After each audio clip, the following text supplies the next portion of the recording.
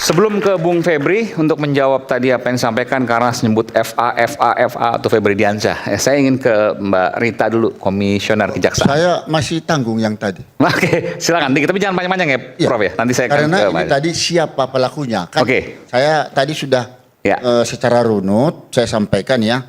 Nah, kemudian tadi sudah saya katakan terakhir mungkin siapa yang memerintahkan Sutrismo tinggal Sutrimo tinggal di rumah kosong tersebut. Iya. Kan begitu. Nah, kemudian siapa yang memerintahkan dibawa hari itu juga langsung ke Banyumas hingga dikuburkan sampai malam jam 22 ya. Nah, kemudian hipotesa saya sementara ya, di sini telah terjadi di sini pembunuhan berencana pasal 459 Kitab Undang-Undang Hukum Pidana yang baru ya. Nomor 1 tahun 2023. Nah, hipotesis seorang hakim. Ya. Ini terjadi pembunuhan berencana. Ya. Alasan. Bukan karena diabetes. Ini kita belum bicara soal ekshumasi ya. Tidak. Ini hipotesis ya, dugaan sementara. Itu hanya alasan itu. Alasan pembunuhan berencana hanya sejam atau beberapa saat saja seseorang mempunyai waktu berpikir merencanakan pembunuhan tersebut atau menghilangkan nyawa seseorang itu sudah masuk dengan terminologi daripada pembunuhan berencana begitu. Oke. Nah, ini yang saya katakan kalau surat dakwaan jaksa nanti itu saya tidak tahu mau pasal apa mau dilakukan kalau ini mau diangkat kepada permukaan. Tapi sebentar saya bertanya, hipotesis dari mana kemudian Pak Hakim, mantan hakim ini, yang kemudian bisa mengarah pada ini dugaannya pembunuhan berencana? Pembunuhan berencana. Dari mana logikanya? Dari berbagai strategi tadi ditelepon. Supaya datang ke Jakarta kembali. Tidak ada ongkosku, kirim. Dibayarin, Kemudian kenapa harus dijemput bahkan 2 orang tadi? Ya, kenapa harus istimewa mengawalnya ada? Kan begitu. Kemudian ditempatkan di rumah kosong. Yang barangkali tidak ada di sana CCTV. Tidak lama kemudian dia meninggal dunia. Nah, ini yang harus memang dikaji juga, itu apa penyebab dia berbusa. Apakah itu memang benar itu karena racun atau karena bagaimana? Baik. Dan di sini kan obstruction of justice itu telah terjadi di sana. Ini pun nanti menjadi kasus baru yang menghalang-halangi merintangi penegakan hukum untuk membuka tabir ini. Ini harus polisi di sini bekerja keras. Terima kasih. Baik, terima kasih Prof. Saya ke Bu Rita. Bu Rita, ini karena terkait tadi menyebut ya pegawai kejaksaan dalam hal ini Febrio Adiono. Ini kasus sempat sepi. Sempat tidak ada yang mengangkat, sampai kemudian rakyat bersuara beberapa pekan lalu kemudian mengangkat, baru kemudian ini ramai. Ada pelaporan juga oleh Bung Sabto dan seterusnya. Pertanyaan saya, sejauh ini apa yang komisioner Komisi Kejaksaan lakukan terkait kasus kematian Sutrimo yang melibatkan ya pengantarnya adalah dari pegawai kejaksaan yang orang dekat ex Jampitsus yang saat ini terkena kasus besar. Silakan. Iya. FA juga ya singkatannya ya. Iya betul, Febrio Adiono dan Febri Diansyah. Febrio Adiono.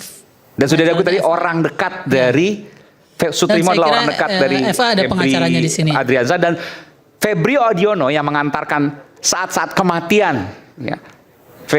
Sutrimo adalah juga mantan orang dekat dari Febri Adriansyah. Betul ya, tadi sudah diakui oleh Komisi Kejaksaan. Komisi Kejaksaan sebenarnya menghormati dan percaya dengan proses penyidikan yang sedang berlangsung sekarang.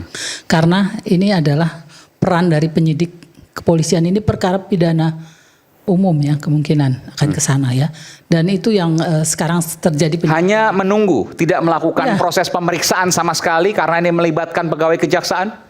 Kita harus menghormati proses ini. Tidak melakukan pemeriksaan sama sekali? Kita harus melihat. Dan Komisi Kejaksaan juga tidak punya kewenangan untuk melakukan pemeriksaan. Pemeriksaan terkait dengan kasus ini karena melibatkan pegawai kejaksaan sama sekali tidak dilakukan oleh Komisi Kejaksaan? Pengawasan dan pemantauan. Jadi kami mengamati proses yang terjadi. Apakah pernah memanggil Febrio Adiono misalnya? Tidak bisa. Kenapa? Itu. Karena sekarang lagi dari proses penyidikan. Kami tidak intervensi di dalam sana.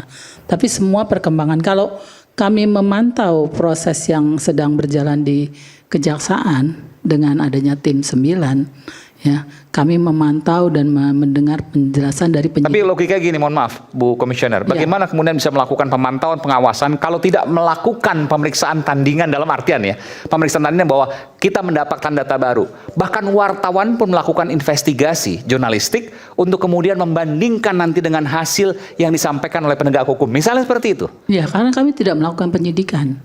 Untuk wartawan juga tidak melakukan penyidikan, tapi dia melakukan investigasi untuk memiliki data pembanding atas yang dilakukan penegakan hukum. Iya, dan itu semua disampaikan kepada kepolisian. Ya. Kenapa kemudian Komisi Kejaksaan tidak melakukan itu?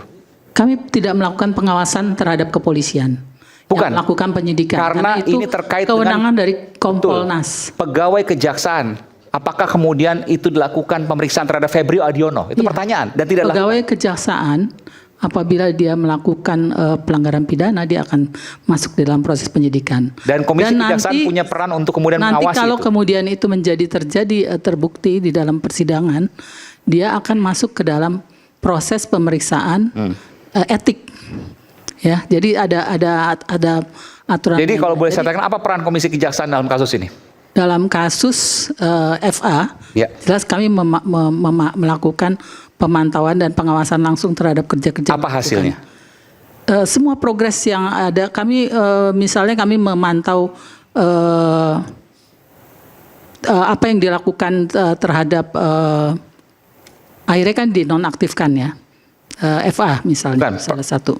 Pertanyaannya apa hasil pemantauan dari Komisi Kejaksaan atas kasus Febri Adriansyah? Apabila ada pelanggaran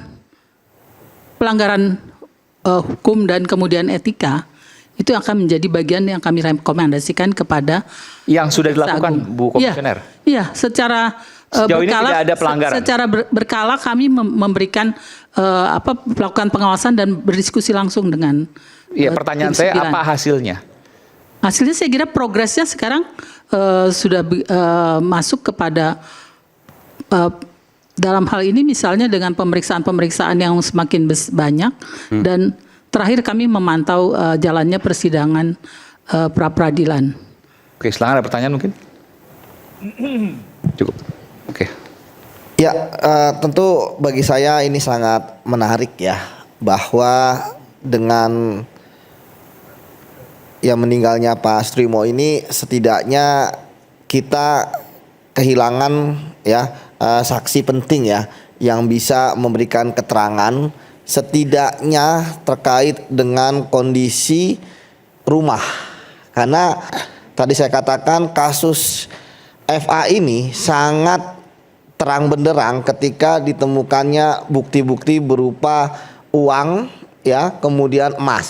Nah, sehingga perlu ada orang-orang yang mampu untuk menerangkan situasi dan kondisi ya yang ada, baik itu di rumah kediaman ataupun kemudian di Cafe The Clean ataupun di Money Changer ataupun di Sentul. Dan orang ini adalah bukan orang sembarangan karena dia sudah ikut lama, bahkan tadi sempat ikut di dalam bisnis ya. Artinya bagi saya itu ini sangat penting ya keterangannya. Tapi ya tadi akhirnya keterangannya tidak bisa digunakan. Pertama, yang kedua handphone ya, handphone ini adalah barang bukti yang sangat penting dalam tindak pidana korupsi dan pencucian uang karena handphone itu adalah alat komunikasi. Ya, jadi bagi saya kasus ini benar-benar harus kita tuntaskan, terlepas tadi bagaimana ending hasil eksaminasi, tetapi kita setidaknya penyidik ya sudah kehilangan dua hal tadi ya kan, barang bukti berupa handphone dan juga keterangan-keterangan yang dibutuhkan dari almarhum gitu ya.